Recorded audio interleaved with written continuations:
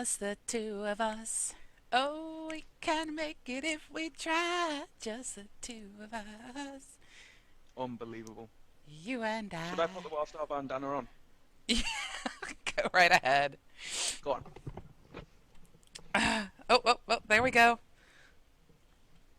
I remember teaching you how to make the bandana wearable on your head while we were at I Rest. I have no idea what you're on about, I'm afraid. Hmm. None at all. Yes. Well, hello everybody. It is Friday. It is Cosmotronic. It is all about the resonating doctor and a whole bunch of other stuff that comes about. And yes, I am referring to the medic. It is Pseudo here. I have the special guest of the Ico, who is become a very involved member of MMOBuff. If you haven't seen his piece on encounters, I seriously suggest going to the MMOBuff.TV website and reading it. It is thought-provoking, which is awesome.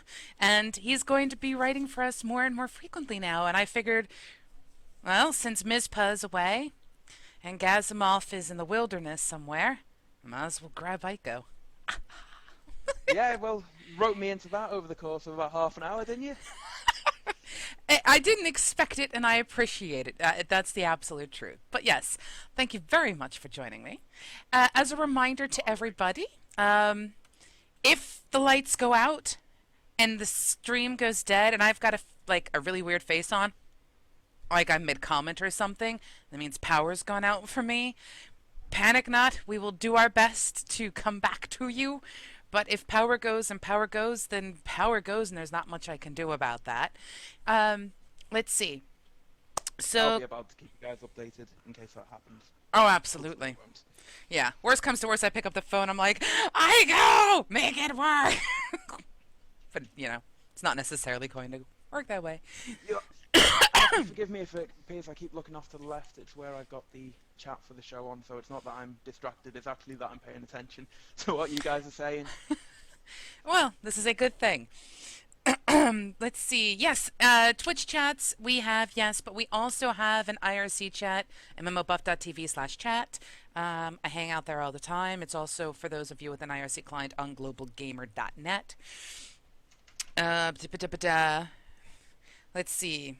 I have lots of fun stuff to discuss with you guys today because a lot has occurred and happened.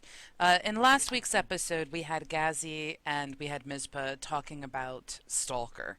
And hello, old Git. You're looking spiffy and orange today. But yes, we had them and discussing a whole bunch of stuff. Tonight, however, it's a little different. It is Ico and myself looking into the medic, looking in. What are you Oh no, sharing? continue! No, Continue! no, Continue no, with what you no, were doing. no, no. What are you sharing with the world? I'm not sharing anything with the world in particular. It's nothing that people haven't already seen. I think Miss K, and you'll have to forgive my camera quality as well. I'm just all round a technologically backward human being.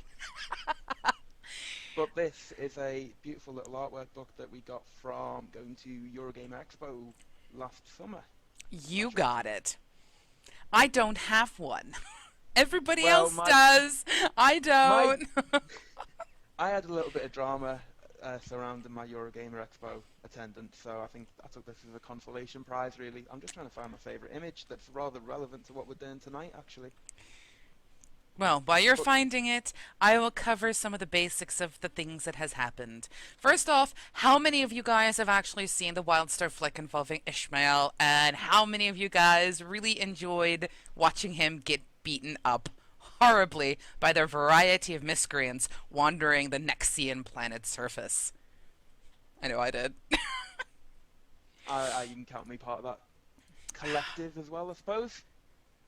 Especially the medic frying him. That was interesting. Well, that's the thing. When I watched them, I didn't watch the medics dev speak. I watched the flick first.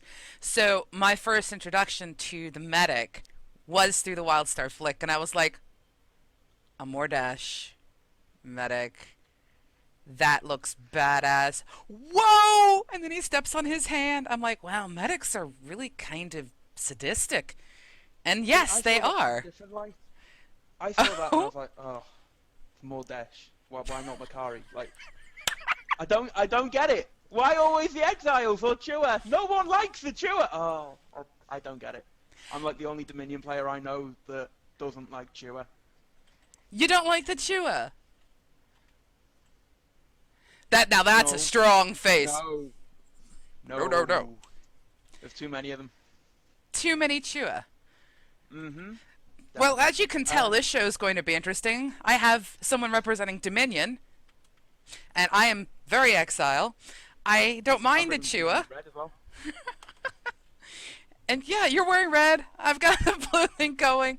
We're very much polar opposites in a lot of ways, which make the show interesting. But yes, so your opinion on the medic, just before we go into detail of other stuff. Do you like it? Do you not like it? I very much like the look of it. I mean, what's not to like? I was expecting it to actually be a melee brawler from what was sort of building up to it before Tuesday's releases.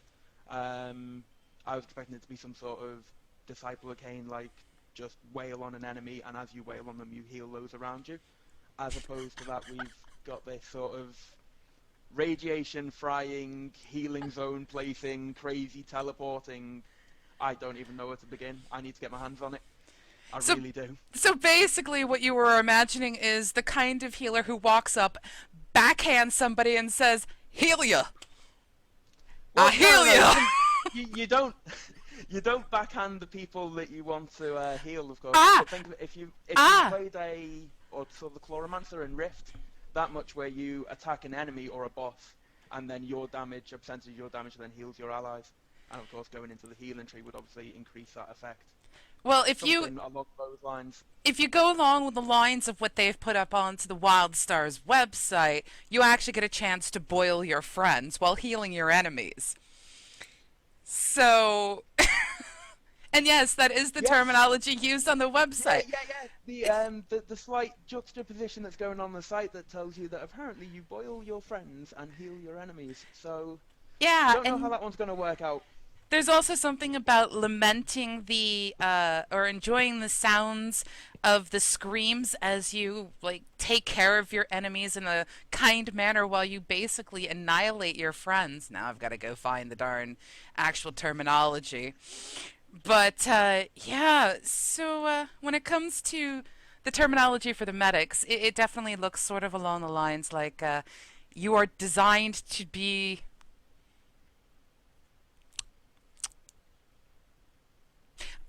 a Don't know backhanded the word. healer. A backhanded healer. There we go. I Well, couldn't think of a word that was like something you could say in a family-friendly show. at least it's not the Star Wars Old Republic bounty hunter, is all I'm going to say. At least I'm not shooting people with magical healing bullets. What? That was awesome. You could shoot people with darts. I thought that was actually really, really creative. Okay. Hey, it hadn't been done before. Because it's ridiculous. I. Aww. No, no, no. Before we derail too much, I think we should move on potentially. Yes. And I need to stop the whispering as exact well. quoting, the exact quoting on the website, because we're talking about the medic being a slight backhanded healer, is the fact that you can heal your enemies and boil your friends with last year's prize winning for most excruciating surgical appliance. So, and then the other one is you'll be savoring your enemy's squeals of relief and allies' howls of agony through the unbunkable magic of medical science. It's all about science, which is awesome. See, I'm not sure if that is maybe the run up to another crazy carbine arg, which please don't quote me on that. I don't think it is. That's a very, very slim possibility. Or, on the other hand, a very, very tired web dev copying in some content and might have got it mixed up just a little bit. So you think, or I'd missed the first part, you think it's either something along the lines of a tired dev Or a crazy carbine ARG, augmented reality game, as any of you might know. Obviously, we had the dev speak disclaimer coded message that led to the hoverboard announcement. Hmm. So we can see that Carbine, they do put a lot of thought into these things if they do them. Now I'm just hoping that the medic one is actually a typo slash very tired dev. I don't know. I kind of like the concept of running around going, "I will boil you." My immediate thought though is of the Chewa medic. It's incredibly fitting for the Chewa medic. There does seem to be a good circle of life with the medic that they figured out how to both heal and inflict pain. At the same So, time, I mean, they're right, you're never out of business. that's actually a really interesting point, and I think something that's well worth going into. They most of the time in an MMO, you're playing a class, your spells are one or the other. Hmm. Yet in this particular case, they've created a class where if you use an ability, it can heal and DPS at the same time, which Yes. means There is a max target limit on that. I read from the AMA the other day, mhm. which is that ability in particular can hit a maximum of 5 allies and 5 enemies at any one time. So you can't have 6 allies and 4 enemies. It maxes out with 5 each. So So is that that sort will of like potentially a bring a bit of a 10? balance. Like if you had 5 friends and 5 enemies all grouped together and you did it, You max out at 10, yeah. you max out at 10. Now that's kind of interesting to me because that definitely does mean that you can keep yourself busy. There was an actual question in the AMA as well about, you've got a medic which can be a hybrid healing DPS. And then you've got things like the stalkers, which are sort of hybrid. They can tank DPS, but most people, when you think of a stalker, aren't going to immediately go, "That's my tank for my raid. That's my tank for my group." They usually think of the straight DPS output of like rogues from, say, WoW.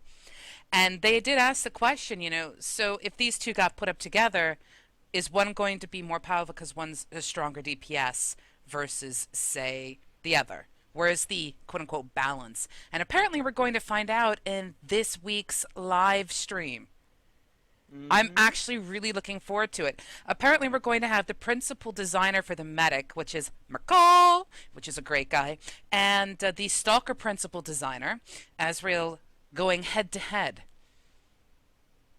Yes. I'm kind of looking forward to I d that. I look forward to it for two reasons. One, I want to see the output, but two, we don't get enough PvP information.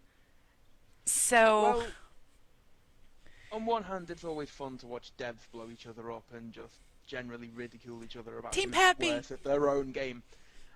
Yes, Team Pappy also, thankfully. Something we Yes! agree on! Woo! Uh, None of this daddy nonsense. I'm sorry. Ah, no But daddy.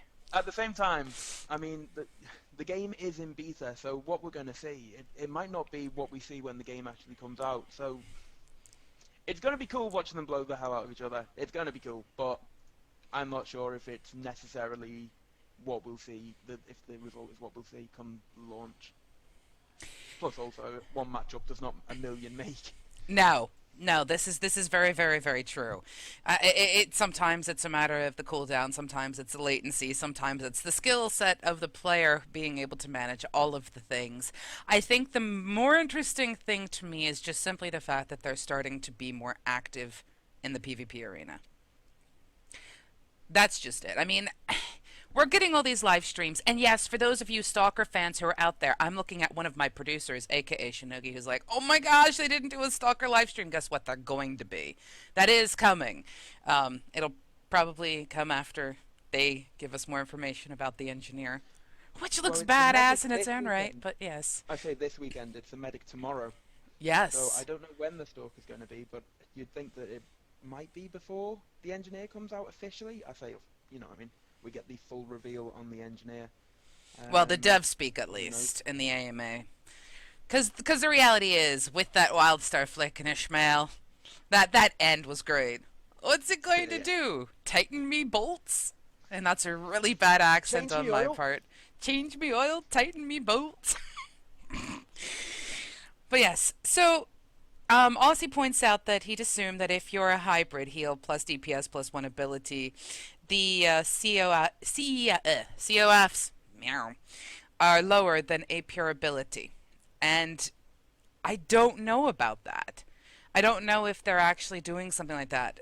because they had mentioned in the AMA that there are certain amps, which is a big part of the system, which hasn't been released yet. They were talking about the fact that amps are turned off right now for the betas.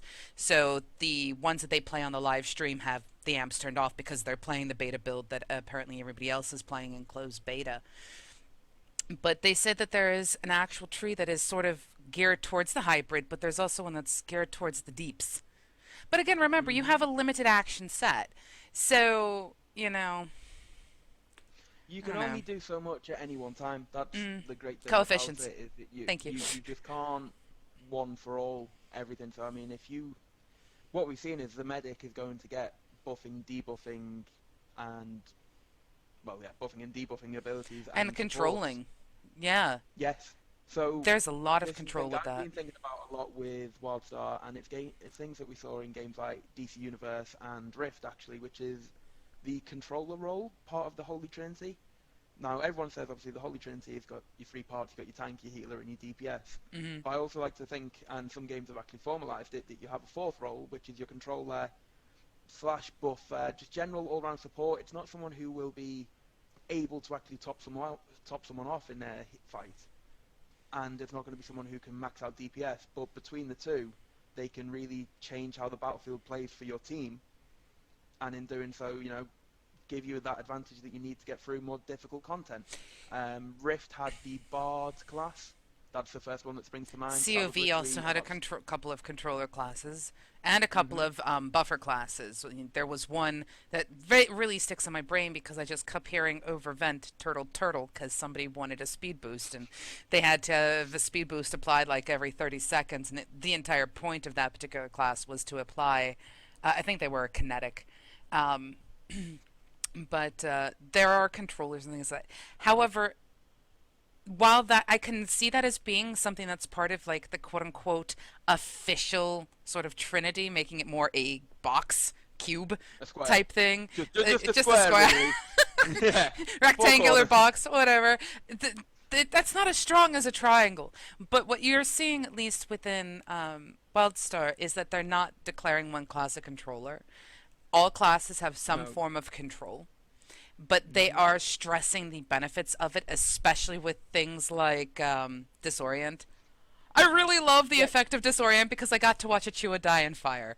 I think that forever will be like my favorite control spell, and I will probably make certain to play whatever class has the ability to disorient because there is something I awesome about killing Chua with disorient. as much as Disorient sounds fun, and I'm sure in PvP it's going to come up to some hilarious results. I'm really interested by how Tether's going to work, because we've Mmm. seen that there seems to be a lot of being able to move your enemies, which and but with by use of your abilities, I mean, which didn't come in until quite late in World of Warcraft cycle, was that you started seeing the ability to knock back enemies, to pull them toward you, to flip them about. So I'm really interested to see what Tether does, because it's meant to pull you towards a point and keep you locked there. So if you combine that with other CC, Hmm. like the disarms we get, I think you can take people out of action in a far more effective way than you can maybe with just making them run off the edge. Well, there's So there's that is something. pretty effective. I won't lie, falling into lava is a pretty effective crowd control mechanism. Well, so is blind. Blind is crazy. It's Yeah. I'm not looking forward to being blinded in the middle of a raid, but I just know it's coming. But for me, I think the interesting thing is when it comes to the tether, at least the way it shows in the different dev speaks in the different videos that they've done, is when you have the tether, you are actually locked into a area, not necessarily place. It's not like you're frozen in place like the mages the Frost Nova or something like that. You have an area that you can move around in. And Hmm. sometimes that is all you really need. I mean, someone could Oldest put rule in the book, down. isn't it? Don't Hmm? stand in the red.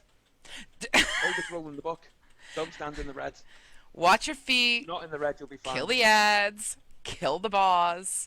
That tends to be the flow of most MMO fights. Even in PvP, in a way. It depends on exactly how you're going about it, but yeah, watch your feet, kill the ads, kill the boss. For me, though, the tether is interesting because you have the ability to move still. You're just kind of stuck towards a slight location. So if you time it right, you could avoid a lot of the ground effects or a lot of the different Hmm. telegraphs by just paying attention to what things are at. So tether's not going to be the end all be all, but it's definitely going to be something I don't No. think people are used to because how many people do you know when playing an MMO get frustrated at the rubber band effect?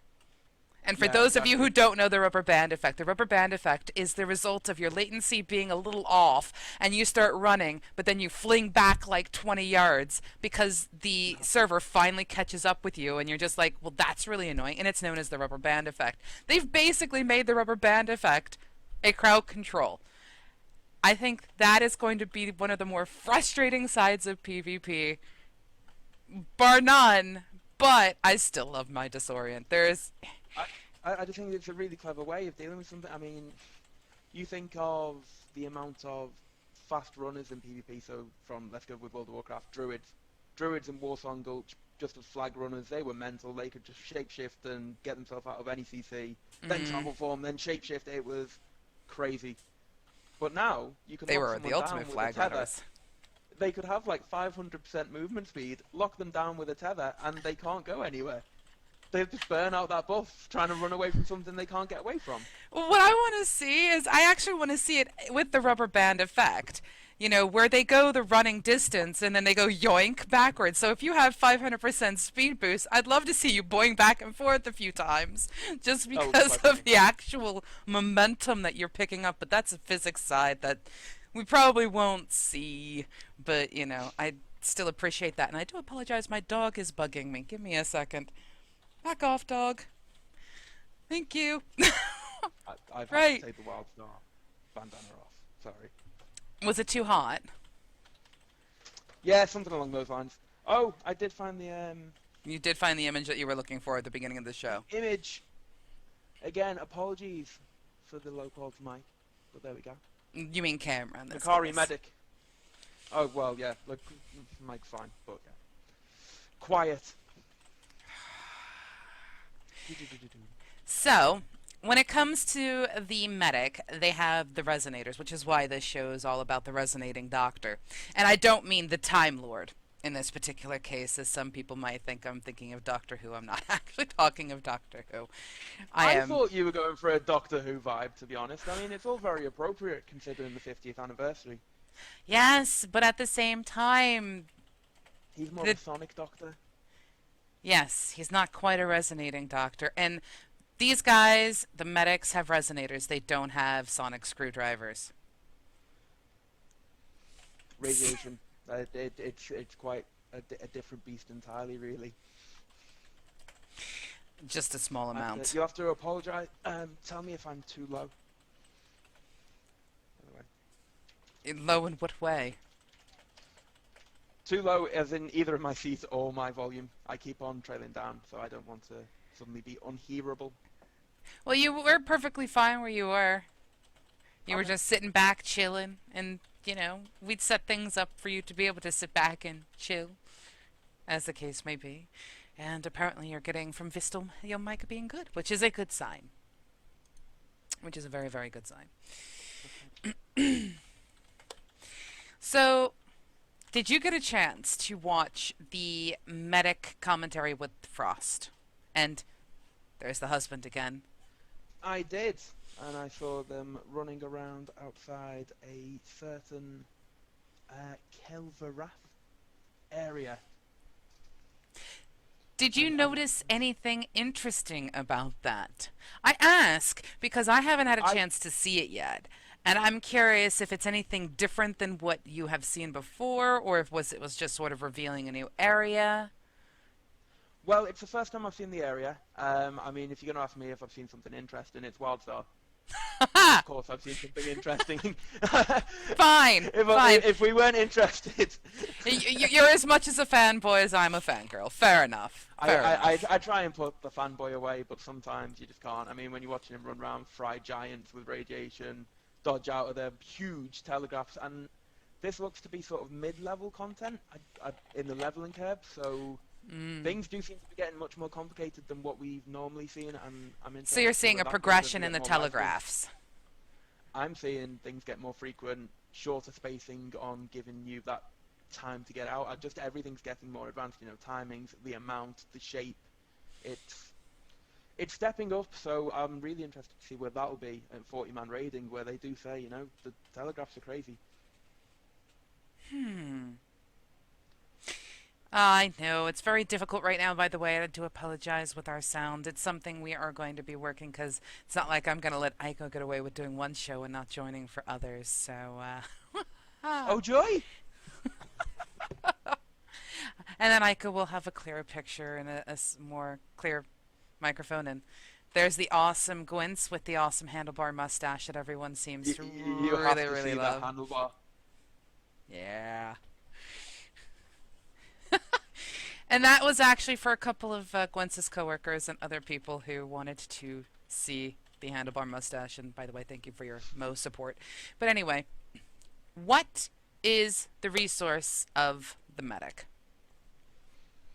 We have two resources going on. One of them is focus, which seems to be like a regenerating, well, all mana bars are regenerating, but a faster regenerating mana bar. But the main one, and the one that will really power the medic, is power cores. Power cores, simply put, are like, imagine them as rogue combo points, but you always have them. So you use them to detonate powerful abilities, and then you use your basic attacks to build them back up to use your powerful abilities in a cycle of going from weak to strong. That tends to indicate that they're going to be a very efficient burst DPS class, but we'll have to see how those builders work and building up those power cores to make them a sustained DPS class. And that's But going to this be is obviously interesting.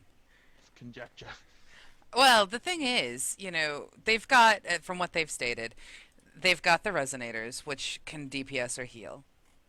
They've got the fields, which seem to, at least the way they were describing the fields, is they seem to be more of a control-oriented thing, or laying down a little bit of the safety zone for, say, a group of people to jump in for heals, or even, control more of the flow of the battle. And then they've got the best part, in my opinion, which I think is brilliant, and that is the probes. Now, I have been informed, under no certain terms, that it's a really, really important idea and concept, and this comes from a guilty of mine. Mahak goes off to wrath a call for this, because this to me made me laugh. But it seems that if you want to do a raid environment, you need to have quite a few medics. And the reason simply is so that the main tank can be probed constantly. Because of the way that the probes layer on top of each other, and you can actually have multiple probes from various medics, and I think that's a So, really solid way to do things. so, so let me just put it straight. Your guild Enigma's raiding is going to be full of tank probing. Just, Yeah, absolutely. Well, considering the fact that they had stated that you can have, like, if I have heal probe 1, we'll just say that's what I've got, and a whole bunch of medics in the group have heal probe 1. All of us can put heal probe 1 on the tank, and the tank could have 9, 10, 12 probes. but what about buff probe one? Well, buff probe Because 1. that makes sense. Healing makes sense because there we're not so much talking about. That's a healing probe can be more associated to being a hot. A healing Yes, time. because you can't destroy the probes. That's something that's really worth pointing out, is the fact that the probes are not targetable. So in a way, this is more a visual representation of common themes that you see in healing, like hots or things like that. So But the medic can. This is something you don't see in most heal over time spells. The medic can then choose to detonate their probes for a bonus effect. So Swift what mend. you'll do is you'll get rid of the duration, but you might get a stronger effect. So if you need to quickly emergency heal someone, you've only got your probes. Maybe that's what you need to do. Just cast it once, instantly cast it again, detonate it. Well, they did state in the AMA specifically that when it comes to the probe's detonation, because one of the things that a lot of metagamers like to do, a lot of high-end raiders like to do is, they work out the coefficient and the best timing based on ticks for when to, say, set off a spell. For example, the Swift Mend on the Druid in World of Warcraft. It was a very common one. Or when do you stop that last tick of arcane missiles so that you still get the full benefit, but at the same time you're not wasting your mana. There's a whole bunch of research into things like that. And they had specifically stated during the AMA that the detonation of the probes itself is going to be varying. It's not always going to be a good idea to let it run its course and then use it. Sometimes you need to actually use it ahead of time. And I think that to me leads to an entire discussion in the healing sphere as to when is going to be the optimum time to do something like that. Is there going to be the kind of thing where you hear over vent, TeamSpeak, or Mumble your healing lead go detonate 3, 2, 1, and you have this chain reaction of 1, 2, 3, 4, almost on this ticking pulse to have all of these different things detonate in order to keep a tank alive during an extremely, you know, heavy damage moment in a boss fight. Hmm. That kind of integration is great. However, there's also the concept of the fact that your meta can be DPS. I don't want to neglect that. I think that to me is a very important concept. WildStar is doing something smart. They seem to understand that in today's day and age, if you don't bring a utility in some way. Like if you can't flip back and forth between either a tank or DPS or heals and DPS or what have you, if you don't have that flexibility, you're not going to have a group. So I really support what they're doing to try to ensure that people are looking to group together or have the ability to group together. You may not be the best tank or the best DPS or the best healer. That comes with time and practice, but you still have the ability to join a group and play a role. So I support that. Well, But think about what that could mean for, the interrupts and the armor interrupts. I mean, we don't know fully what the probes are capable of. We don't know if there is a probe with interrupt armor. So and let's not forget as well, we also don't know what all the abilities do once you morph them, because you have those tier points, and once you spell tier points, talent points, ability points, I'm not sure what the exact name is. Once you spend them, you get a minor milestone, and then you get a major milestone. I think it's at 4 and 8, which add a yes. serious new dynamic to the ability.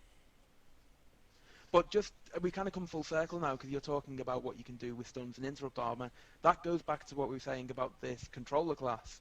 Now, whilst it might not be locked in as a full role per se, that's something you'll be specifically able to specialize into, what's to stop you from taking, say, 3 stun abilities that you have across your class, 2 buff abilities, 1 dot, and then just making yourself that person who makes sure the boss is vulnerable for a stun at the right time? And also coming into where you said, you need to detonate your detonate your healing probes at the same time. How about if you think about it the other way? Frosty has been said on many occasions about how, it's not cigarette combat in WildStar. You need to be reacting to things that are going to happen to you as they happen to you. So, long gone, I would think or hope, are the days of just standing there spamming 1, 1, 1, holy light, holy light, holy light, holy light, holy light, holy light, holy light. God, Life bloom. I could go on. Life bloom. I could go on, but I've done it for 6 years, so I think I'll stop there. So maybe it's something that, you've got 4 seconds left on your healing probe, and you see the boss's telegraph coming towards you. You've got the choice of either, can you get out the way and get the last second detonation? Because the tank isn't in too much trouble, but can you get out of the way and get that detonation off and maximize your healing output? Or is it just too close and you're going to have to detonate it now and then do everything you can to get out of the way? Because if you try and get out of the way, you're going to lose your probe and you'll just miss that big healing hit that you'll get from that detonation.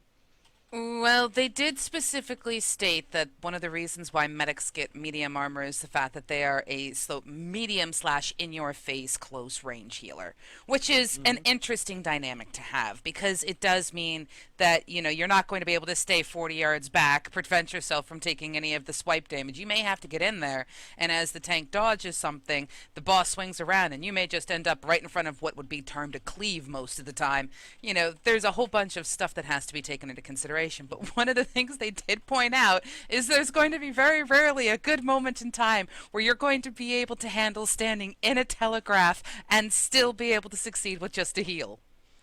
So unless, I guess in a way you have yourself prepped to be able to take that burst, there's probably a good chance you're going to get one shot anyway. Talk about consequences in play. I'm really looking forward to that. It's no longer, I feel like, being lazy, I'm not going to move. It's, you don't move, you die, which is powerful. Yes, and at the same time, I mean, we've seen it in the streams, telegraphs seem to hurt so much more than anything else. I mean, if you're in a telegraph, it's not just, oh, you're standing in fire. It's, oh, Jesus Christ, you're standing in fire. Yeah, there is this sort of like, if you can see it, it's unforgiving. Now, they have talked about the fact that they still are trying to balance out the telegraphs. They're still trying to balance out the damage and things like that. I personally hope that they do not balance out the detriment of, oh, you decided to stand in something that took 3 seconds to cast and you decided not to move. Well, guess what? I want you to have the consequence of don't you die. I want that put Yeah. on me. I want that kind of the impetus to be on me to get the heck out of the way. That's what I want. So there you go. And I see that someone has made a fair point, and I have missed it, so I'm going to quickly look. Or do you want to recap? I can quickly recap if you Tactic. like. Hi, Tactic Tactic. was talking as a counterpoint to my proposition of the support class is that this is what I've taken from it, by specializing those players into support, you're going to overall lose more DPS than if you, say, put a stun on every guy that you take into the raid. My response to it would be you'd have to wait until you get into the game to see the real numbers. But, maybe locking up 3 of them and have those 3 people just handling stuns and keeping everyone up would then allow your other players to take more DPS or healing heavy abilities, so instead of them having to then take the stuns, they might be able to take a really nice big cooldown buff or DPS buff or just a big ability that you might not normally fit into your average build, but it's all up for experimentation. I think it also will depend entirely upon the amps that are revealed. Hmm. Because the reality is, they could have within their support or their hybrid sections or something like that, something that actually lends itself towards being that quote unquote interrupt armor group. However, I think something that's worth noting is, I mean, when we were watching them play Stone Talon, there's a couple of things that come across to me. When it comes to time to lay down the interrupt for an interrupt armor, you have a narrow window. So, unless you have the haste buff of doom, having one person necessarily be in charge of throwing all those interrupts down is not going to work. It just isn't going to work. Plus, Hmm. who's to say that in a fight there's not going to be that random element of X person gets turned into an ice cube, everyone has to go beat the ice cube up to free them? What if that happens to be your only controller in that group, the one who has all the interrupts, and that person gets frozen? What You then? make you make a fair point. I mean, but so many things can go wrong, and it's something I tried to touch on in my first encounter piece. Which, thank you for calling it thought provoking. That's not something I expected, but thank you. It was. I've Um, had quite a few people tell me that they agree, and then I've had quite a few people tell me they disagree. And that is thought provoking in its own right. So, yeah. I'm expecting debates from people on your piece. Some reason I decided to go very Mr. Bond with that. now you've just completely thrown my train of thought there. Well, what we're talking about is, what happens if you're one controller or the one person who you put all your hope into. Yes, Luke, you're my only hope. Or I'm back. Obi-Wan. Wow. But, That's right. Compose myself. Right. Yeah, that's part of playing encounters, though, is that it can go wrong at any time, and there are vital members. I mean, you say what happens if it happens to your controller? What happens if it happens to your healer? I mean, if it's something you got to damage them out of, and it takes too long, your tank's going to die. If your tank's dead, it's pretty much game over, especially in a more five-man like situation. Well, to be So fair, though, there's a there is a bit more flexibility in WildStar than, say, in your typical encounter. Because if you need to, your tank can go, "Hey, hey, boss mob, hate me," and then run the way. They just go. Pow. They could just be like, pow, gone, or dodge, or sprint away, or what have you. Lead everybody, or lead the boss away from where everybody is, meaning that the damage that's usually in the, say, a conal arc in front of them, or their telegraphs, etc., have less chance to hit. Plus, I would be really shocked if the tanks in this game don't get some form of mitigation or some form of, the oh shit button that everybody knows about. Like, this is what I need to use when I reach, like, below 2% health, or, little things like that. I'd be really shocked if the tanks didn't have something. Whether they choose well, to put that into their limited action set or not is a different story. You know? and this is where it comes in. It's why I know we've drifted away from the medic somewhat, but it's why I'm so excited for that raid side of it, is because because of limited action set, and because of raiding being together, you're going to be able to build builds as a raid and less so with individuals. I mean, some people might see that as a good thing. People who with a heavy raiding influence might see it as a really cool thing, because you're going to have tanks who are there to take the big hits, but then you might also have a warrior tank of the same class, who's there for an entirely different purpose. And of course, on top of that, we've got the tanking styles apparently are different for each tank. The Stalker is meant to be far more about evasion and getting out of the way than the warrior is.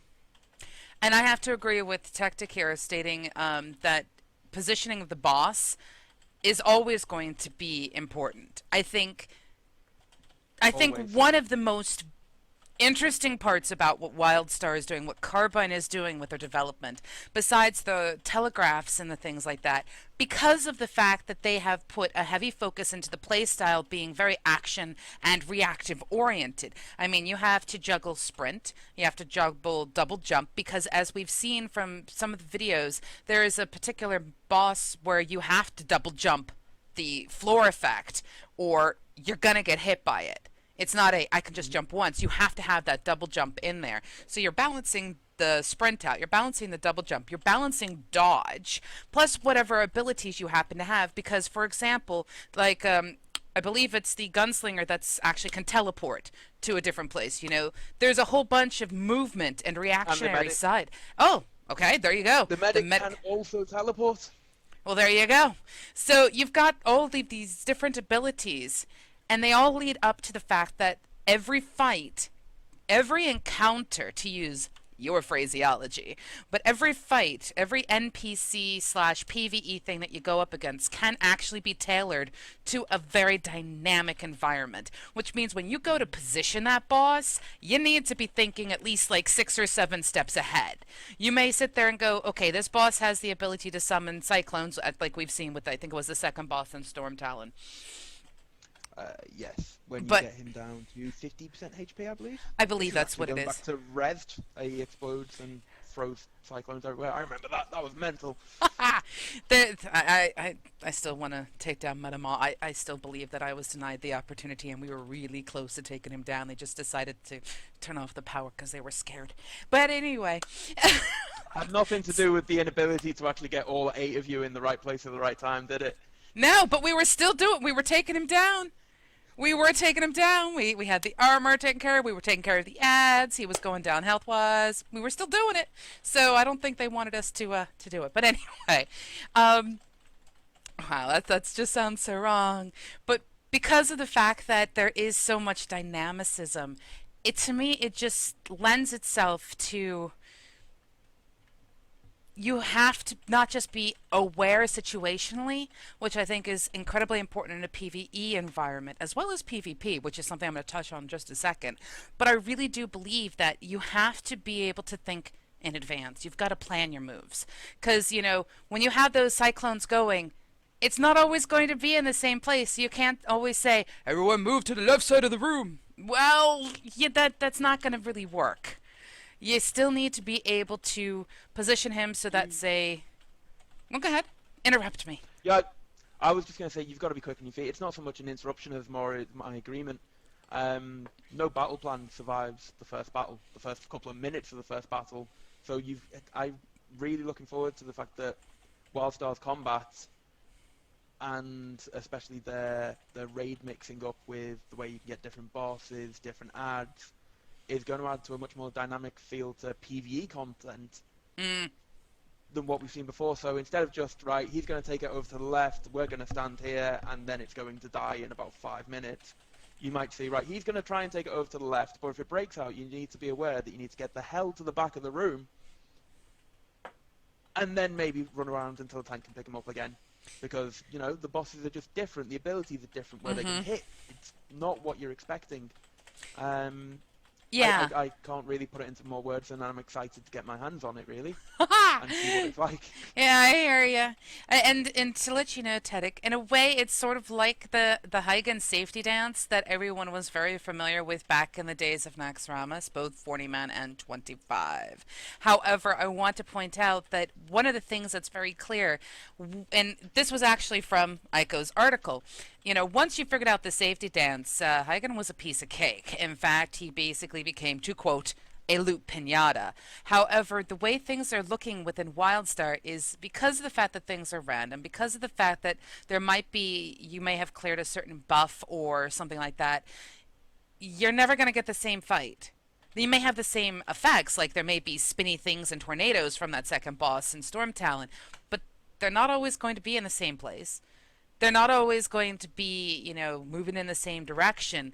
And that itself means that you are going to be dealing with something that prevents loot pinatas. Save the loot pinatas for outside, you know, when you're fighting mobs, etc. That's my opinion on it. When you start dealing with bosses, there needs to be a level of fear to it, so that even if you've mastered what that particular boss is going to do, you're still going to have those days. And I don't know if how many of you guys remember this back in the 40-man days, where even if you were like top high-end level raiding guild, there were still days where you turned around to your group and you went, Onyxia is just being a pain. Yeah, but there were some days when the whelps weren't where and the eggs weren't where they were meant to be. That's not fair. The eggs moved. Right. Many whelps. The eggs moved. Definitely. Good excuse. Handle it.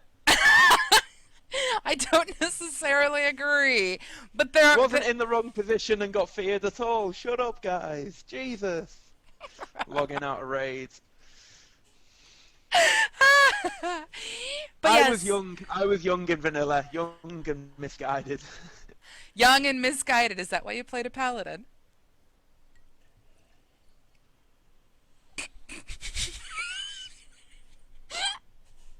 I'm joking. I had a paladin too. No. Damage is done now through that. Aww, sad I'm face. tearing up. I'm tearing up. And I can't stop laughing. Apparently, I'm being influenced by the devil on my shoulder. But anyway, what I think is really cool to me is we're talking a lot about PvE. Now, like I said earlier in the show, one of the things I am dying to get more information on is the PvP. Now, anyone who knows me knows without a shadow of doubt, I am really all about getting my friends together to go against a common foe that happens to not be another player. PvP and I have had a mixed history, one where I was really, really good in arenas, one where I was really, really good in PvP in general, and then one where I basically felt that PvP was not for me anymore. So I've had a life cycle with PvP. However, in WildStar, because of the fact that it's not just about the fact that I have the best stun lock ability, or I have the best fears, or I can mind control someone off the bridge, you know, because of the fact that there is so much more about relying upon your own skill set, I'm actually really looking forward to it. So when we're talking about all these dynamic things happening in a PvE situation, change that to PvP. You know, PvP is always fresh, always new. Even if you go up against the same people repeatedly, you know, they may have similar habits or similar patterns to their play style. You are never going to have the same experience in PvP. Ever. It just doesn't happen. Enough, you'll start recognizing names, and if you start recognizing names, then you start recognizing how they play, and if you start recognizing how they play, then you start playing it to counter that, as opposed to just playing normally. It's all very meta, I might say. Well, very meta. I personally, like I say, I jokingly tease that I hope your guild, Ico, ends up on the same server as my guild, because you are so Dominion, we are so Exile, and I really, really want to have us go at it in a war plot. But I want more information. That's the thing. I want to see what's really going on with this stuff, because I feel teased by it. I distinctly remember being surrounded by about 6 Enigma members being talking to me about raiding and certain inter-guild competitions while I was sat there on my own enjoying a nice delicious curry in London, and I had all this rabble around me just going for it. So I suppose if we're going to say it, if you want it to be on, it's on. I'm just going to let you know, you can't blame me, Blame the curry. That was a brilliant lunch or dinner. That was amazing. And yes, there was dancing involved. But still, you could blame the alcohol. Blame it on the alcohol. But yes, so we've had our class drops. We've had the engineer mentioned, which is something we'll be going into next week, obviously, because, well, the assumption is they're going to drop it next week. And I'm really, We really looking hope. forward to that. We've We never quite looked. know. We don't know. I love the fact that the medic has multiple resources and that it may entirely depend upon what you're looking to do in order to make the best use of the medic. So it's not like your typical, I have X mana. There you go. I Hmm. like that. I like the challenge that that brings. I like the fact that they are looking to boil their enemies. I really wonder about their terminology on the website. You know what? I don't think Carbine are going to appreciate us hanging up on this typo too much. They're going to be like, oh, God damn it, we changed it. Just stop. Please stop. No, I bet you they'll keep it because that's the thing. If you look at the WildStar flick and you look at all of the little things that they release and the way that they handle themselves, WildStar is a game that, in my personal opinion, has been developed for the people who are old school. It is a sense of humor that is slightly adult in some cases, yet at the same time still approachable from a teenager's. So when you have the adults who used to raid the 40 man, they're bringing their kids into MMOs now. You can do so through WildStar, but there's still this sort of, adult level element to it. There's a skill set that has been desired by people. It definitely seems like it was made for the generation that started like a decade ago, and it's sort of like refreshing. And every time I turn around, they have brought something new to the table that just makes me go, oh yeah, nostalgia. But it's a completely different type of nostalgia. I think they know what they're doing. So in my opinion, their typos are on purpose, and I like it. So you're definitely sticking to the ARG aspect that either, it's just part of the game's sort of fabric Mm. or it's a lead up to something bigger. Absolutely. I would be incredibly shocked if it wasn't. I'll put it to you that way. But at the same time, I had mentioned this on a previous Cosmotronic. It's the kind of thing with these guys where you get so used to looking for the hidden messages that when they finally produce something that doesn't have a hidden message, you're still kind of thrown because you're looking for the hidden message, but maybe this This time is what around I'm there is saying. no hidden message. But I This is what I'm saying. I am going to give them the benefit of the doubt and believe that there is a hidden message. If we get to the point where there is no hidden message or something along those lines, I will happily just say, yeah, hats off. I got fooled by the conspiracy. But at the same time, I think it was written by a Chua. And that, to me, actually, no. I even think the Mordesh have a slightly sadistic toll to them because of a little bit of what has been explained about their lore. So it wouldn't surprise me if it was a Chua or a Mordesh.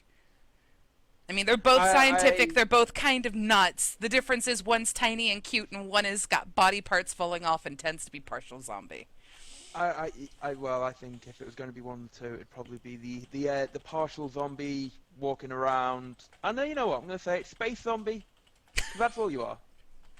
You're just a zombie in space. But I'm not dead yet. Which makes me think of Monty Python. I'm not So, dead so, yet. yeah, you are. No, Put him on the van. I'm not dead. He is now. Oh, man. I'm not quite Yeah. sure how you don't classify yourself as dead when you've got parts of your head that are being held together with, was it Vitalis serum? Uh, yes, Vitalis, I believe it is. Or Vitalis, depending upon your pronunciation. However, to be fair, that's kind of like saying something like lepers, Just because you've got body parts falling off doesn't mean you're dead. It's a bit different. That's basically what they are. They're basically the lepers of the scientific universe. Or the sci-fi universe that is WildStar. I mean, they've got bits and pieces falling off. However, I really, really think it's cool because they don't... The joke can be, yes, you're space zombies. That's kind of cool in its own Cyborg, right. space zombies. Sorry, I Cyborg, forgot that bit. space... Yes, they do look a little bit cybernetic in some cases. But at the same time, having played games like... uh, Pick a zombie game. Having played zombie games, I'm kind of appreciate the fact that it's an approachable zombie versus like a bloater or, a screamer You or mean anything from Left 4 Dead ever? Ever, ever, ever, ever. so creepy. Ugh. I have a thing. Zombies and I just, yeah, we don't knock very well. But you do intend on playing a Mordesh, do you not? I intend to probably have like one of everything.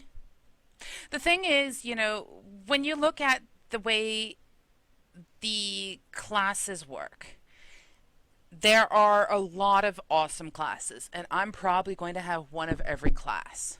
Problem is, for me, that means I'm probably going to have at least one of every single species. Yes, that means both sides, unless I'm limited from playing both Dominion and Exile on the same server.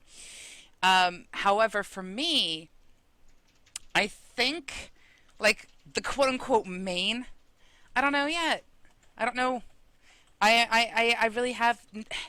I have this great picture of me that I threw towards my guild when they finally made the drop this week. And it's me with my eyes crossed like this because I have no clue what class I'm going to play. And that's going to impact me figuring out what species I'm going to play, which is going to impact everything. I have absolutely no idea. We can actually use that to bring us back on topic, thankfully, before we go too No. far off. Yes. Class and race restrictions. There was a bit of a debacle, which thankfully our very own Gazimov, under his own steed, has cleared up by speaking to Carbine. Chua could, then couldn't, then could, then couldn't be medics. And the same, I believe, is going around. I'm not sure if it's been confirmed yet with the Mordesh engineer and whether or not the Mordesh can be engineers or not. However, it has been confirmed that Chua, those little maniacal, annoying gits, can be medics. Yes, that one. He can run around with a pack of resonators and heal and fry his enemies and friends. You can put those words whichever way you want, apparently, with medic. So, I mean, if you want to fry your friends and heal your enemies and heal your friends and fry your enemies, go for it. Did they clear that up for the Mordesh then? Or is that still... I don't think it has been confirmed either way yet on the Mordesh. At the moment, people are reading it as they cannot be engineers, but there's hope that they will be. Yes, and I have to agree with Aussie. I really do hope the Mordesh can be engineers because the reality is they have a tech affinity. So I'd appreciate that. I will state this. You go ahead. It got mentioned in the AMA that a reason that a lot of the races don't have certain classes, even though it was explained to us as, different races have different affinities for different things. So, the Orin are mainly magic as opposed to tech, and the Chua are mainly tech as opposed to magic, but then again, they can be spellslingers, so that's a whole different mindset. The devs came out in the Medic AMA and said, the reason that we haven't done all for all is primarily due to animations.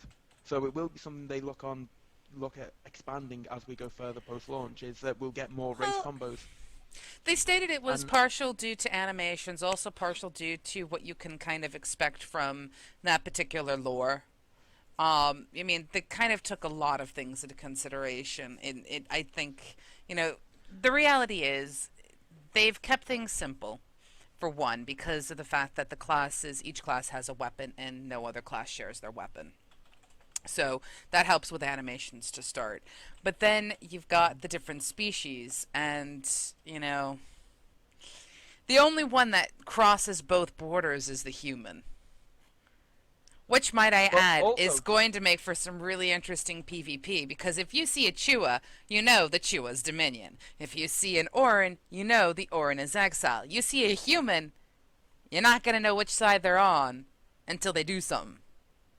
Well, if you're on a PvP server, you'll know from the colour of their health bar. Well, that's if their health bar shows up, Yeah. On that point, and yes, red nameplates. Humans seem to have the widest selection of classes available to them, human Cassians. And going back to animations, is that because humans and Cassians both share the same animation pool, and therefore it's easier to do both the classes, more classes, because obviously you only have to do it once. Oh, and then it just absolutely. applies to the other faction. Whereas if you want to do it for the Makari, then you might have to also do it for the Mordesh, which is an entirely different animation set. I completely say that is exactly what it is the fact that they do share it. However, I would also state from a lore perspective that the Cassians will probably sit there and say we have more stuff because we're more superior than the other races that are out there. Welcome to being lore oriented. So it makes more sense for them to have access to more things because it's not the fact that, they're shared across multiple species, or I should say multiple factions. No, no, no. It's because Cassians are far superior to everybody else. And those pesky You humans who picked it up are just Cassian wannabes. you can't argue with divine mandate. I'm sorry, all your exiles, you just can't do it. I'm sorry if I choose not to support the Dominion Church. Well, if the I'd rulers of rather the live free. universe tell a race that, they're going to rule the universe, and then they continue to go on and rule most of the universe, I think it's time you just gave up, really. No, no. See, they think that they're controlling most of the universe. What they don't understand is that there's this giant plot, and it is fueled by the exiles working with the Chua to undermine everything that the Dominion do. Now, you see, I based mine on fact. I'm not sure where you just got that from. That sounded I like just the think last it would be defense of a funny. desperate woman. I just think that would be really, really funny. So yeah, Ico Uh, and Pseudo MMOBuff, bringing you the facts of the matter right here. yes, the fact is that the Chuas work for the exiles. Yeah, I have I'd work out proof. alright. Yeah. Okay. Well, let's do this. We're getting pretty much close to the time where we should have wrapped it up a little bit earlier ago, but I enjoy discussing things like this, and we will come back and we will have our after party chat, so to speak, after chat with everybody. However, After show. yes, the after show chat. Thank you. I can't remember what the heck we were doing. We were having a party as far as I was concerned. Party. But yes, a couple things. Monday's show is Trinity with the Hive Mind. We have Wednesday's top draw next week being a bit deeper dig into decks and things like that, including building a deck to go up against Mizpah in Hearthstone. And then next Friday, Cosmotronic, we're going to be obviously digging into the next expose, which I firmly believe is going to be the engineer. I don't think they're going to do the stalker until after they finish the engineer because they're finishing drops. Darn you, Thanksgiving, for getting in the way of everything. Threw everything out of whack. It did, It, and it, as a Brit, I can't appreciate it. I'm sorry. Not my I, holiday. I can get behind that big time. Also, don't forget that we have another competition going on right now. This one will be ending on the 20th of December. If you go to MMOBuff.TV, on the right-hand side are two guys telling you that you should probably click a link. Click on them and fill out the form. Help us build the show of the year. And 3 random people from that who submit stuff will be basically sent a holiday gift from me, aka Swagzilla. I have many things to give away. Well, that requires reaching all the way up there to grab it. But things like T-shirts, I have key fobs, I've got stickers, I've got game cards, I've got like stuff, and I kind of just want to give them away because that's what I do. And I may have other gifts to go inside it. I can't tell you. It's basically a potluck kind of gift, but 3 people are going to receive it. So yes, get involved in the competition.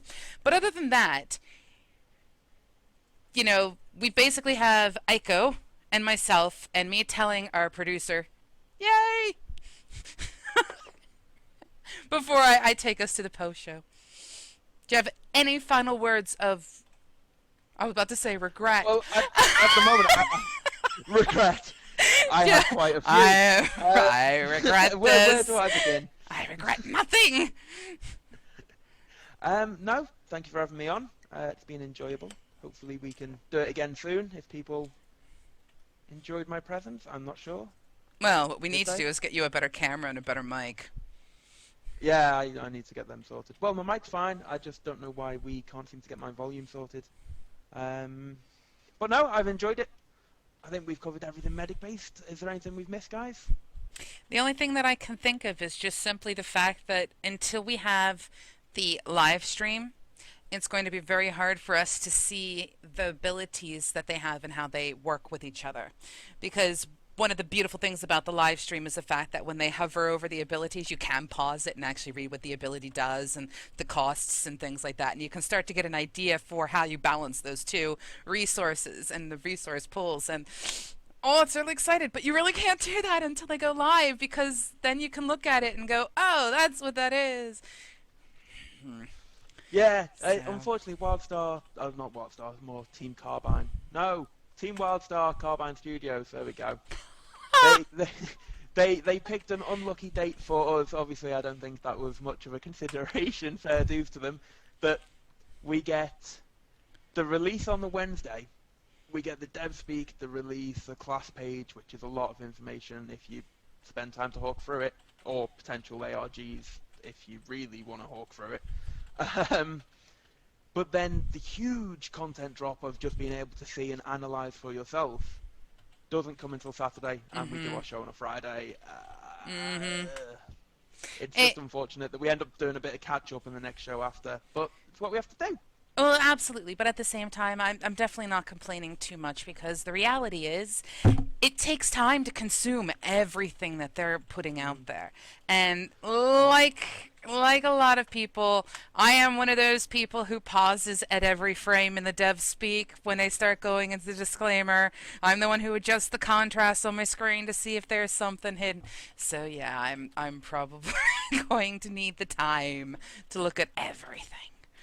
But yes. Yeah, this week's release was a bit mental. I mean, I'm not sure if I told you myself, I was actually off on Tuesday, off work, so I luckily was around as it all happened. However, the speed at which all of the medic information came out and the WildStar flick on top of that, the teaser posters before it, the speed at which it all came out, by the time I'd finished writing the first bit of news and posted it, another bit had come out. So I then had to either delete, edit, or just completely redo what I'd done to catch up with the next bit, and that process happened about 3 or 4 times over the course of 2 hours. It was mental. Yeah. I was kind of a little taken aback. I'll be perfectly blunt, in the fact that they on a Tuesday brought out what is typically a WildStar Wednesday drop, but then they gave us nothing on Wednesday. They have been coming on different days, though. I mean, they've obviously they've tried to. Last week was Thanksgiving, so Thanksgiving. they brought it out early. Not turducken, that's something entirely different.